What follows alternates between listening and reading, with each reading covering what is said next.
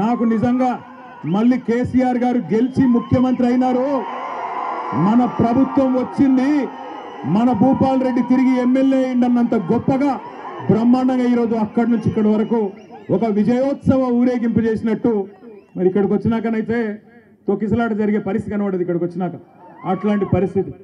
అందుకే నేను అంటా ఉన్నా, ప్రపంచంలో ఏ శక్తి కూడా ప్రజాశక్తి కంటే గొప్పది కానే కాదు. అది రుజువు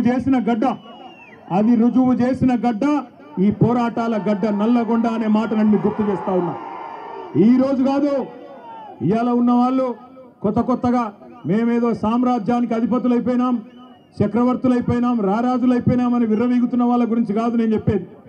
ఒకనాడు బండెనుక బండి గట్టి 16 బండ్లు గట్టి ఏ బండ్లు ఓడతావు కొడుకో నైజాము సర్కరోడా అని ఆనాడున్న నియంతను నిలదీసిన గడ్డ నల్లగొండ.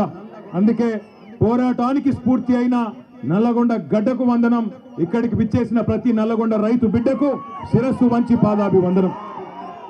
కేసీఆర్ గారు తెలంగాణ ఉద్యమంలోనే ఇక్కడికి వచ్చేటప్పుడు మా సోదరుడు రసమై బాలకృష్ణ గారు గుర్తు చేస్తా ఉండే, అన్న ఒక్క మాట చెప్పాలి, నువ్వు తప్పకుండా యాద్ చేయాలి అన్నాడు.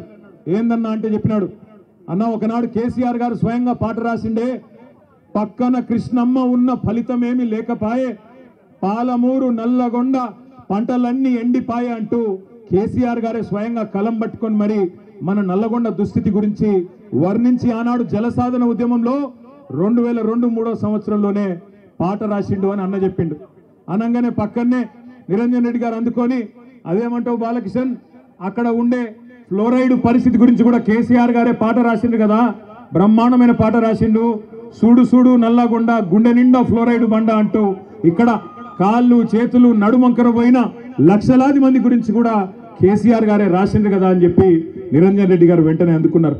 ఇవాళ కొంతమంది తెలిసి తెలియని మూర్ఖులు, తెలిసి కూడా తెలియకుండా అజ్ఞానంతో మాట్లాడుతున్న వాళ్ళకు ఒక మాట చెప్పాల్సిన అవసరం ఉంది. మొన్న అసెంబ్లీలో ఒక మంత్రి గారు అడుగుతాడు, ఏం చేసిండు కేసీఆర్ నల్లగొండకని అడిగిండు. నేను గుర్తు చేస్తా ఉన్నా ఆ మంత్రి గారికి, నల్లగొండ జిల్లా ముద్దు బిడ్డలందరికీ, ఇక్కడికి వచ్చిన రైతు బిడ్డలందరికీ, ఏం చేసిండు తెలంగాణను కేసీఆర్ అంటే, భారతదేశంలోనే పంజాబ్ను హర్యానాను తలదన్ని వరి పండించే విషయంలో భారతదేశంలోనే తెలంగాణను నెంబర్ 1 చేసిండు కేసీఆర్. తెలంగాణ భారతదేశానికి నెంబర్ 1 అయితే మొత్తం తెలంగాణలో నల్లగొండ జిల్లా వరి ధాన్యం ఉత్పత్తిలో నెంబర్ 1 చేసిండు కేసీఆర్ అనే మాట గుర్తు చేస్తా ఉన్నా. ఎట్లా చేసిండు మరి? ఎట్లా చేసిండు అంటే, ఎన్నడూ కూడా మీ టైలెండ్ గ్రామాలకు ఆ SRSP స్టేజ్ 2 కింద ఉన్న తుంగతుర్తి కావచ్చు, కోదాడ కావచ్చు, సూర్యాపేట కావచ్చు, ఎన్నడూ నీళ్లు వచ్చేది కాదు. అదేవిధంగా NSP కింద కూడా ఎన్నడూ టైలెండ్ గ్రామాలకు నీళ్ళు ఇచ్చే పరిస్థితి లేదు. కానీ కృష్ణలో, గోదావరిలో ప్రతి ఒక్క నీటి బొట్టును ఒడిసిపట్టి అటు పాలమూరు రంగారెడ్డి ఎత్తిపోతల పథకం కట్టినా, ఇటు ప్రపంచమే ఆశ్చర్యపడే స్థాయిలో కాళేశ్వరం ప్రాజెక్టు కట్టినా, చివరి మడి వరకు చివరి తడి వరకు నీళ్ళిచ్చిన రైతు బిడ్డ, రైతు నాయకుడు కేసీఆర్ గారు అనే మాట నేను మీకు గుర్తు చేస్తా ఉన్నా. ఇవాళ ఎవరెవరో రావచ్చు, ఏదేదో మాట్లాడచ్చు. వస్తుంటే మా చిరుమర్తి లింగయ్య గారు పెద్ద కాపర్తి లాపిండు. లింగయ్య గారు ఆపి, అన్న జెండా ఎగిరేసి పో అన్నాడు. జెండా ఎగిరేసి కాడికి పోయినా నేను. పోతే అక్కడ ఒక రైతన్న వచ్చినాడు. వచ్చి, అన్న ఒక మాట అక్కడ చెప్పు నల్లగొండలా అన్నాడు. ఏం చెప్పాలి అంటే, ఏం లేదన్నా, మేమందరం కూడా నల్లగొండ జిల్లాలో పాలిచ్చే ఆవును వద్దనుకొని తన్నే దున్నపోతుని తెచ్చుకున్నాం, అందుకే మాకు కర్మ పట్టింది అని చెప్పమన్నాడు. ఆయన చెప్పిండు, నేను చెప్తలేను. పెద్ద కాపర్తి రైతు చెప్పిన మాట నేను చెప్తున్నా. పాలిచ్చే ఆవును వద్దనుకొని మరి ఇలా ఎగిరెగిరి తంతున్న దున్నపోతులను తెచ్చుకొని మీద పెట్టుకున్నాం. పెట్టుకుంటే ఏమొచ్చింది మీరు చూస్తున్నారు. నిన్నగాక మొన్న ముఖ్యమంత్రి గారు చాలా గొప్పగా చెప్పిండు. ఏమన్నాడు? 26 జనవరి రాత్రికే 12 గంటలకే టకీ టకీ ఏమని పడతాయి అన్నాడు. పడ్డా టకీ టకీమని? పడ్డాయా పడలేదా? 12 సార్లు కదా కేసీఆర్ ఇచ్చింది. యాసంగికి వానకాలానికి లెక్క పెట్టుకుంటూ పోతే 6 ఏళ్ళు నిరాటంకంగా మీరు అడగాల్సిన అవసరం లేకుండా, ఎన్నికల్లో మీ ఓట్ల కోసం జూటా మాట చెప్పకుండా కేసీఆర్ గారు ఆనాడు రైతుల మీద ఉన్న ప్రేమతో ఒకవైపు రుణమాఫీ చేయంగానే ఇక ఈ పైసలు ఖచ్చితంగా మళ్ళీ రైతులకు వేయాలని చెప్పి ఆనాడు 2017 సంవత్సరంలో భారతదేశంలోనే మొట్టమొదటిసారిగా స్వాతంత్రం వచ్చిన తర్వాత రైతు బంధు పథకం పెట్టిండు. ఆ ఒక్క రైతు బంధు పథకంలోనే కేసీఆర్ గారి ప్రభుత్వం మీ ఖాతాల్లో వేసింది 73,000 కోట్ల రూపాయలు 11 విడతలుగానే మాట నేను మీకు గుర్తు చేస్తా ఉన్నా. 73,000 కోట్లు వేసినప్పుడు కేసీఆర్ గారు ఎన్నడూ ఇట్లాంటి విన్యాసాలు చేయలే. టకీమని పడతాయని డైలాగులు కొట్టలే. కానీ తెల్లారి ఫోన్ తీయంగానే బ్రహ్మాండంగా రైతుల ఖాతాల్లో టింగు అనుకుంటా రైతు బంధు బ్రహ్మాండంగా డబ్బులు పడేది. కానీ ఈ ముఖ్యమంత్రి, ఈ కాంగ్రెస్ పార్టీ వీళ్ళెవ్వరు మీకు కొత్తోళ్ళు కాదు. నిజానికి 55 ఏళ్ళు చూసిన వాళ్ళే ఈ నల్లగొండ జిల్లాలో తాగునీటికి ఇబ్బంది అయ్యి ఆఖరికి మన పిల్లల బొక్కల్లో మూలుగా చచ్చిపోయేందుకు కారణమే కాంగ్రెస్. నల్లగొండ జిల్లా బిడ్డలు జీవోత్సవాలుగా మారినంటే దానికి కారణమే కాంగ్రెస్. నల్లగొండ రైతులు అవస్థపడ్డారంటే దానికి కారణమే కాంగ్రెస్. అందుకే మిమ్మల్ని మోసం చేయడానికే కొత్త మాటలు, కొత్త వేషాలు వేసుకొని కొత్త సీసాలో పాత సారా అన్నట్టు మళ్ళా బయలుదేరినారు. ఎన్నికలకు ముందు చెప్పినాం మేము వచ్చి మీకు అన్నాడు, అన్న కాంగ్రెస్ వాళ్ళు గెలిస్తే రైతు బంధుకు రామ్ అంటారు, యాది పెట్టుకోండి అని నేను చెప్పిన. అదేవిధంగా పెద్దలు కేసీఆర్ గారు ప్రతి నియోజకవర్గంలో చెప్పిండ్రా లేదా? ఇవాళ రైతు బంధు సంవత్సరం దాటిపోయింది, 14 నెలలైంది, రూపాయి ఇయ్యలేదు రైతు బంధు. మొట్టమొదటిసారి ఆనాడు కేసీఆర్ ప్రభుత్వమే ఎలక్షన్ల ముందు ఇద్దామని పెడితే ఆ రోజు రేవంత్ రెడ్డి ఉత్తరం రాసి ఎలక్షన్ కమిషన్ కు ఆపిండు. ఇప్పుడు రైతు బంధు పైసలు వేస్తే మళ్ళా రైతులు కేసీఆర్కే ఓట్లేస్తారు, ఆపాలని చెప్పి ఆపితే అప్పుడు మనం పైసా జమ చేసి పెట్టిన 7,600 కోట్లు అట్లే ఆగిపోయినాయి. ఎలక్షన్ అయిన తర్వాత పార్లమెంట్ ఎలక్షన్ ముందు సహజంగా కేసీఆర్ గారు ఉన్నప్పుడేమో నాట్లు వేసేటప్పుడు రైతు బంధు పడుతుండే. కానీ రేవంత్ రెడ్డి వచ్చిన తర్వాత ఒకసారి మాత్రమే రైతు బంధు పడుతుంది. ఎప్పుడు అది? నాట్లప్పుడు కాదు, ఓట్లప్పుడు పడుతుంది. పార్లమెంట్ ఎలక్షన్ ముందు ఒకసారి వేసినట్టు చేసిండు, అది కూడా మనం దాచిపెట్టిన పైసలే. ఆ రోజు 7,600 కోట్లు అది వేసిండు. ఇప్పుడు మళ్ళీ ఎలక్షన్లు వస్తున్నాయి, జెడ్పీటీసీ ఎలక్షన్లు, ఎంపీటీసీ ఎలక్షన్లు, సర్పంచ్ ఎలక్షన్లు వస్తున్నాయి. మళ్ళా ఓట్లు దొబ్బుకోవాలి కదా. అందుకే కొత్త డ్రామా జనవరి 24కు మొదలవుతుందట, మార్చి 31 దాకా సాగుతుందట. ఒక్కసారి గుర్తుపెట్టుకోండి, మార్చి 31 అన్నాడు కానీ ఏ సంవత్సరమో చెప్పలే. మళ్ళా డబ్బల ఓట్లు పడ్డాక నేను చెప్పినా అంటాడు. ఎందుకంటే మీకు యాదికుండాలి, పెద్ద మాటలు చెప్పిండు ఎలక్షన్ల ముందు. ఏమన్నాడు యాదికుందా? ఎవరైతే కేసీఆర్ గారితోని రుణమాఫీ పొందినరో వాళ్ళందరూ ఎంబడ బ్యాంకుకు వండి 2 లక్షలు తెచ్చుకోండి, నేను వస్తూనే ఉన్నా, రాగానే డిసెంబర్ 9 నాడు సోనియా గాంధీ జన్మదినం సాక్షిగా ఒకటే సంతకం పెడతా, ఏకకాలంలో రుణమాఫీ చేస్తా అన్నాడు. మరి అలా 1 కాదు 2 కాదు 14-15 నెలలైంది. జరిగిందా రుణమాఫీ? జరిగిందా జరగలేదా? గట్టిగా చెప్పండి కొద్దిగా, జరిగిందా జరగలేదా? ఏ ఊళ్ళో కూడా చారాన కూడా రుణమాఫీ కాలే. అందుకే నేను అడిగిన అసెంబ్లీలో, రేవంత్ రెడ్డి బయట మొరుగుడు కాదు, దమ్ముంటే ఇక్కడ మాట్లాడు, ఏ ఊరుకు పోదామో పోదాంపా, నీ సొంత ఊరు కొండారెడ్డిపల్లె పోదామా, నీ సొంత నియోజకవర్గం కొడంగల్ పోదామా, ఏ ఒక్క ఊరిలో 100% మంది రైతులు కూర్చొని మాకు రుణమాఫీ అయిందని రాసిస్తే అక్కడనే రాజకీయ సన్యాసం తీసుకుంటా అని చెప్పిన అసెంబ్లీలో. కానీ నోరు తెరవడు, మాట మాట్లాడాడు, అటు చూస్తాడు ఇటు చూస్తాడు తప్ప నోరు తెరవడు. రుణమాఫీ అన్నాడు, అది చేయలే. మొట్టమొదటి వారంలోనే మీటింగ్ పెట్టినారు, డిసెంబర్ 23లో మీటింగ్ పెట్టినారు ముఖ్యమంత్రి రేవంత్ రెడ్డి, ఉప ముఖ్యమంత్రి బట్టి విక్రమార్క. బ్యాంకులో వాళ్ళందరినీ పిలిచిండ్రు. బ్యాంకులో వాళ్ళందరూ ఏం చెప్పిండ్రు? సార్ 49,500 కోట్లు కావాలి రుణమాఫీ చేయాలంటే అని. చేసేద్దామన్నాడు, డైలాగ్ కొట్టిండు. సరిగ్గా వారం రోజుల తర్వాత జనవరిలో రేవంత్ రెడ్డి గారే స్వయంగా చెప్పినాడు. ఏమన్నాడు? ఏముందయ్యా, 1 సంవత్సరం కడుపు కట్టుకుంటే 40,000 కోట్లు ఇచ్చేయచ్చు, ఏముంది అన్నాడు. 49,000 నుంచి 9,000 కోట్లు వారం రోజులనే ఎగిరిపోయినాయి. ఆ తర్వాత సరిగ్గా నెల తర్వాత మళ్ళొక మీటింగ్, 40,000 కోట్లు కాదు 31,000 కోట్లు అని మళ్ళొక 9,000 కోట్లు మళ్ళా మింగేసిండు. ఆడికెళ్ళి వెంటనే క్యాబినెట్ మీటింగ్ జూన్లో, క్యాబినెట్లో 31,000 కాదు 26,000 కోట్లే అని చెప్పి బడ్జెట్లో కూడా 26,000 కోట్లు అని పెట్టినారు. కానీ ఈ రోజు వరకు మొత్తం ఇచ్చిన ఎన్ని పైసలు అంటే 11-12,000 కోట్లు కూడా దాటలేదు. ఇది వాస్తవం. అందుకే నేను అంటున్నా, 49,500 కోట్లలో చారాన కూడా ఇవాళకి కూడా 25% కూడా రుణమాఫీ కాలే. అందుకే గ్రామ సభలకు పోతే రైతులు ఎక్కడికక్కడ ఇరగదీస్తున్నారు, అడుగుతున్నారు, ఏమాయ కొడుక రుణమాఫీ అంటే సమాధానం లేదు, ఏమాయ 6 గ్యారంటీలు అంటే సమాధానం లేదు. ఆ రోజు మాట్లాడిండు పెద్ద పెద్ద మాటలు ప్రతిపక్షంలో. కేసీఆర్ 2 పంటలకే ఇస్తున్నాడు రైతు బంధు, నేను 3 పంటలకు ఇస్తా అన్నాడు. 3 పంటలకు ఇస్తా అన్నాడు మొగోడు.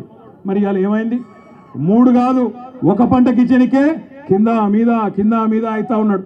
కేసీఆర్ బిచ్చమేసినట్టు 10,000 ఇస్తున్నాడు, నేను 15,000 ఇస్తా అన్నాడు.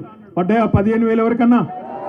ఇవాళ మాట మార్చి సిగ్గు లేకుండా 15,000 కాదు, చారిత్రాత్మక నిర్ణయం తీసుకున్నాం, 12,000 ఇస్తున్నా అని సిగ్గు లేకుండా చెప్తా ఉన్నాడు. మోసం చేయడం కూడా చారిత్రాత్మకమట, రేషన్ కార్డు ఇవ్వడం కూడా చరిత్రాత్మకమట. సంవత్సర కాలం నుంచి ఈ రాష్ట్రంలో రైతులను, గరీబులను సావగొడుతున్నారు. ఏంద్రా అంటే రేషన్ కార్డు కావాలంటే దరఖాస్తు, రైతు భరోసా అంటే దరఖాస్తు, కులగణన అంటే దరఖాస్తు. రాష్ట్రంలో ఎవరన్నొకరు సంతోషంగా ఉన్నారా అంటే ఒక్కరు ఉన్నారు. ఎవరంటే జిరాక్స్ సెంటర్లో తప్ప ఎవడు సంతోషంగా లేడు. ప్రజలకు పెట్టిన దరఖాస్తే పెట్టి పెట్టి పెట్టి పెట్టి ఆస్టకు వచ్చింది. ఏంద్రా నాయన వీడు సప్పుడంతా కేసీఆర్ ఉన్నప్పుడు టంగు మన పైసలు పడుతుండే, ఈ ప్రభుత్వం వచ్చినాక దరఖాస్తులు పెట్టుడు, దండాలు పెట్టుడు తప్ప ఏమీ లేదు అనే కాడికి వచ్చింది. ఒక రైతు బంధు మాత్రమే కాదు, ఎన్ని మోసాలు జరుగుతున్నాయో. రుణమాఫీ కానీ, రైతు బంధు కానీ, బోనస్ అన్నాడు, 500 రూపాయలు ఇస్తా అన్నాడు క్వింటాల్కి. ఒక్క దొడ్డు వడ్లకే కాదు, సన్న వడ్లకే కాదు, అన్ని పంటలకు ఇస్తా అన్నాడు. మొత్తం మేనిఫెస్టోలనే పెట్టిండు. పడ్డాయా బోనస్ ఎక్కడన్నా? ఇప్పుడేమో మాట మార్చి సన్న వడ్లు వండిస్తేనే నేను బోనస్ ఇస్తాను సన్నాయి నొక్కుతున్నాడు. ఇక వ్యవసాయ మంత్రి అయితే సన్న వడ్లకు బోనస్ ఇచ్చింది చాలా బాగుంది, రైతు బంధు వద్దంటున్నారు రైతన్నలు, అందుకే బోనసే ఆలోచిస్తున్నామని చెప్పి ఆయన చెప్తా ఉన్నాడు. అంటే వీళ్ళ ఉద్దేశం ఏంటి అంటే, ఇది గుర్తుపెట్టుకోండి జాగ్రత్తగా నల్గొండ బిడ్డలు, ఇవాళ స్థానిక సంస్థల ఎలక్షన్లు ఉన్నాయి కాబట్టి, సర్పంచ్ ఎలక్షన్లు ఉన్నాయి కాబట్టి మళ్ళా రైతు భరోసా డ్రామా. ఇది బంద్ అయింది అంటే రైతు బంధు కూడా బంద్ అవుతుంది, యాది పెట్టుకోండి. ఎందుకంటే రేవంత్ రెడ్డి చెప్పిండు ముందే, ఏమన్నాడు? కేసీఆర్ ఆనవాళ్ళు లేకుండా చేస్తా అన్నాడు. నేను ఒక మాట అడుగుతా, మీరు సమాధానం చెప్పండి. ఆరోగ్యశ్రీ అంటే ఎవరు యాదికి వస్తారు మీకు? వైఎస్ఆర్. ఆరోగ్యశ్రీ అంటే ఎవరు యాదికి వస్తారు? రైతు బంధు అంటే ఎవరు యాదికి వస్తారు? ఎవరు? అందుకే రైతు బంధు బంద్ చేద్దామని చూస్తున్నాడు. ఎందుకంటే రైతు బంధు ఎన్ని పైసలు వేసినా రైతులు కేసీఆర్నే తలుసుకుంటారు, నన్ను అయితే దేకరు.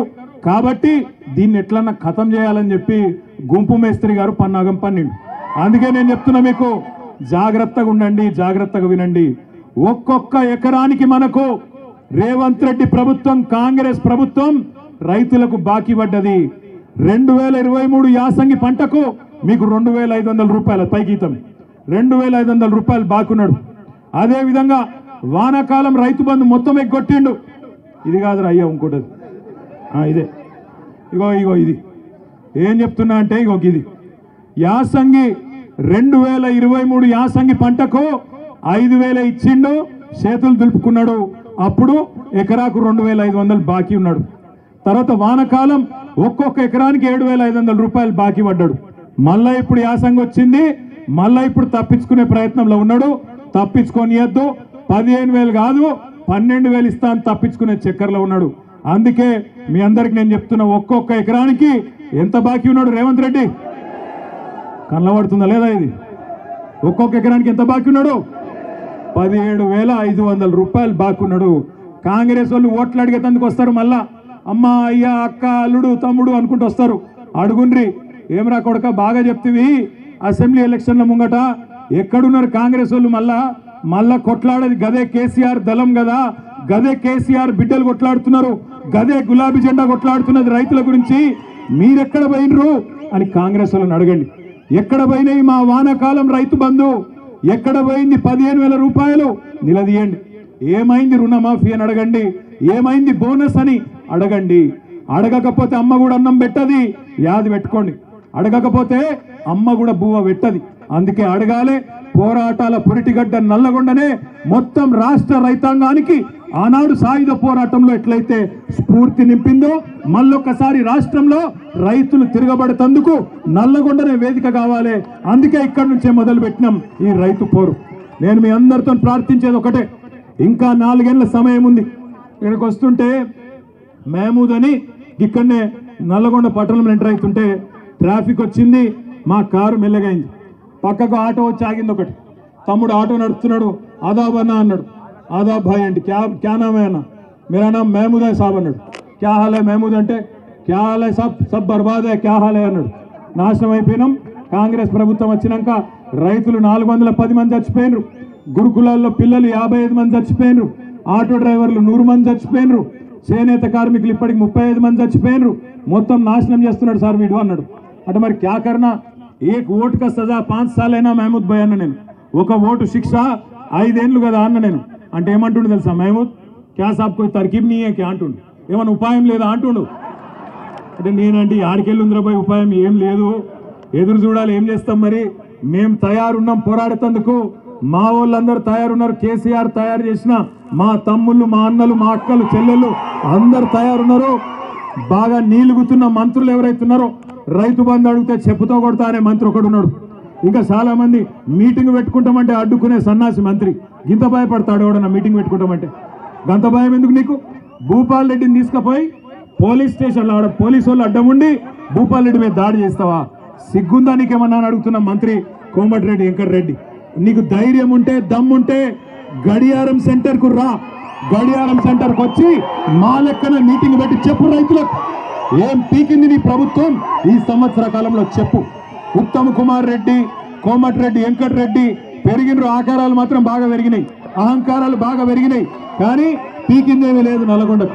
అందుకే నేను అంటున్నా, ఏం చేసిండు కేసీఆర్ నల్లగొండ కంటే చెప్పండి. వరి ధాన్యం ఉత్పత్తిలో తెలంగాణను దేశంలో నెంబర్ 1 చేస్తే నల్లగొండను రాష్ట్రంలో నెంబర్ 1 చేసిండు కేసీఆర్. ఒకటి కాదు 3 మెడికల్ కాలేజీలు సూర్యాపేటలో, నల్లగొండలో, యాదాద్రిలో కట్టించింది కేసీఆర్. యాదాద్రి గుడిని అత్యద్భుతంగా తీర్చిదిద్ది ఆ లక్ష్మీ నరసింహస్వామి రుణం తీర్చుకున్నాడు కేసీఆర్.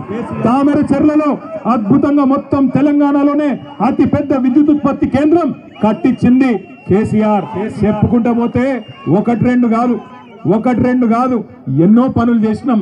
దమ్ముంటే క్లాక్ టవర్ కు రా, మా భూపాలన్న వస్తాడు, మా జగదీష్ అన్న వస్తాడు, వాళ్ళు నీ సంగతి చెప్తారనే మాట కూడా నేను తెలియజేస్తా ఉన్నా నల్లగొండ రైతు బిడ్డలకు.